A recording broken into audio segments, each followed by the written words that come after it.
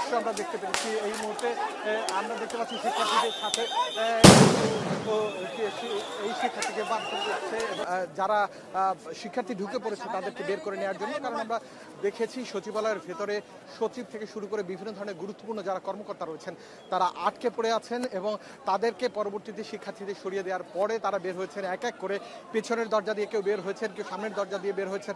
আমরা এমন দৃশ্য দেখেছি, পরবর্তীতে শিক্ষার্থীদের আমরা দেখেছি 3 অংশে সরিয়ে দেওয়া হয়েছে। একটি অংশ তারা সরিয়ে দিয়েছে তারা, আমরা দেখতে পেয়েছি যে অংশটি সরিয়ে দেওয়া হয়েছে। ইসের দিকে আবার দেখতে পাচ্ছি আরেকটি শিক্ষার্থী সামনে চলে এসছে এবং সে কোনোভাবেই তারা বাঁধতে চাচ্ছে না এবং তারা করতে চাচ্ছে। আইন শৃঙ্খলা রক্ষাকারী বাহিনী এই শিক্ষার্থীকে মারধর করছে। সে এক শিক্ষার্থীকে যিনি সামনে চলে এসছেন এবং তাকে ধরে এসে তাকে গ্রেফতার করছে, এমন দৃশ্য আমরা দেখতে পেরেছি এই মুহূর্তে। আমরা দেখতে পাচ্ছি শিক্ষার্থীদের সাথে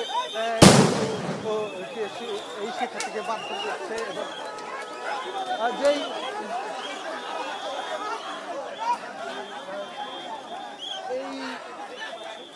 পুলিশ এক শিক্ষার্থীকে মারধর করে তাকে নিয়ে যাচ্ছে, যে শিক্ষার্থী সামনের দিকে এগিয়ে এসেছিল এবং সেই শিক্ষার্থী নিজে বুক পেতে দিয়েছিল এবং সেই শিক্ষার্থীকে আমরা দেখতে পেয়েছি পুলিশ ধরে মারধর করেছে এবং তাকে পুলিশের একজন সিনিয়র কর্মকর্তা থেকে বা অপরদিকে আমরা এপিসিতে দেখতে পাচ্ছি। এপিসি সামনে দিকে যাচ্ছে এবং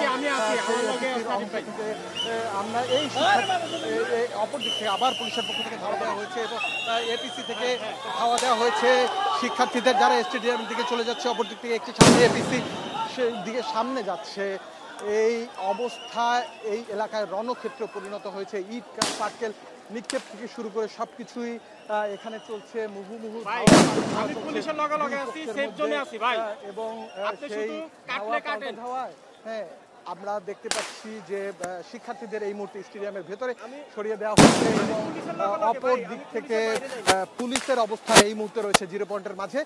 এক শিক্ষার্থীকে গ্রেফতার করে নিয়ে যাওয়া হচ্ছে এমন একটি বিষয়। গ্রেফতার বলা যাবে না, এটাকে সাময়িক আটক বলতে হবে। সাময়িকভাবে আটক করা হয়েছে এমন একটা দৃশ্য আমরা দেখতে পেয়েছি। যে শিক্ষার্থী স্টেডিয়ামের সামনে থেকে ঠিক সামনে হয়ে আরও সামনে এগিয়ে আসছিলেন সেই শিক্ষার্থীকে আটক করা হয়েছে এমনটা দেখতে পাচ্ছি। এই মুহূর্তে এই এলাকা রণক্ষেত্রে পরিণত হয়েছে এবং শিক্ষার্থীদের স্টেডিয়ামের ভেতরে অপর একটি দিকে গুলিস্তানের দিকে সরিয়ে দেওয়া হয়েছে। যে শিক্ষার্থীদের এছাড়া পুলিশের পক্ষ থেকে বলা হচ্ছে টাইলক্স টয়লেট ক্লিনার, যার অ্যান্টিব্যাকটেরিয়াল এজেন্ট টয়লেটের কোনায় কোনায় পৌঁছে 99% জীবাণু ধ্বংস করে।